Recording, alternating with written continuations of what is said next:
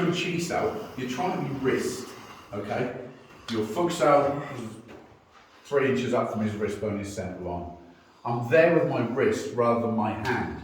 Reason being is, if he drops down and my hand comes down and he goes into stance out, I'm off my centre. Okay? I've really got to put a lot of tension in that to stop that from punching me. Takes away the whole idea from Wing Chun. Wing Chun is to keep a position, so if he rotates now, my foot's out against his palm is parallel, energy's going forward, so if he tries to hit me, the energy position is already covered. If I go, watch, I put my hand here, and he tries to hit, I've got to try and grip that and push that out of the way. So rather than my position keeping me centre line covered, I'm now trying to use strength to keep my centre line covered. So if my foot's out, i.e. from Sambe foot is on the right position, which is wrist bone, centre line, elbow behind her, keeps his palm position from punching me. But if I put my hand out, now he's got a position where he can get through that. I have to use lots and lots of strength. Whereas if he recognises that, he may give me a feint as a punch and then rotate his elbow to take control.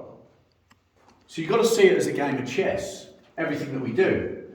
So I don't want to be gripping if I'm using my hoon saus, okay, within chi sao. I want to keep my wrists centre line as much as possible. Because if you look how tight my arms are there, the minute I put my hands up, I open my centre line up. You'll get a lot of people doing this. Okay, it looks good for demonstrations and really good against people who haven't got a clue. Or younger students, people who are a little bit lower down on the pecking order. To do this to. Looks great because you can take control of it, you can do all silly things in these sort of areas here, where you're just using the nerves. Looks great, looks wonderful. But let's look at the reality of it. What do I gain? If you know what he's doing, he's just going to rotate this elbow and smash me straight in the jaw with it. So, when you're using chi sao with the drill, you're just looking to hoon and take control of your opponent so you can just work your way forward and take control with a position nice and easy, rather than trying to force the position through. Because once you tense up and you're in confrontation distance, once you tense up, if his arms are tense, okay, I can move it very, very easily towards me or whatever, or push him away. So I'm not looking to use any tension. This is the hardest part about fighting, controlling your emotions and controlling your strength and tension. If my arm is here and he's gripped my arm, I don't want to tense up and try and force. I can do a lot more damage if I'm relaxed, because everything can come back from them positions. The joints can work easier. You ask any jiu-jitsu guy, if they've got someone who's really, really tense, they're easier to use and manipulate their joints than they are someone who's just like really, really relaxed. So the adrenaline kicks in when you obviously... That's the thing, adrenaline's a funny thing. It's being able to control that. You only get that from experience and putting yourselves in that sort of situation within class.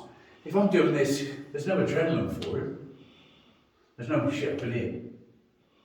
So when you're doing something, bang, and you do hit him, yeah?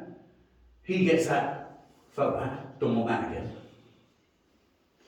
That kicks in and becomes a little bit more real. He'll tell you that didn't do anything because it's not made of fist. Okay? Sounds a lot better than it does. Alright?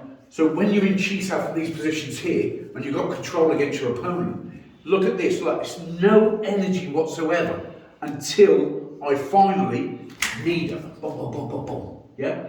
From there.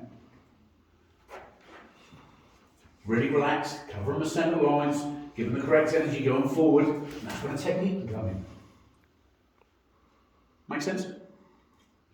Yeah? Sure? Yes, sir. Cheers.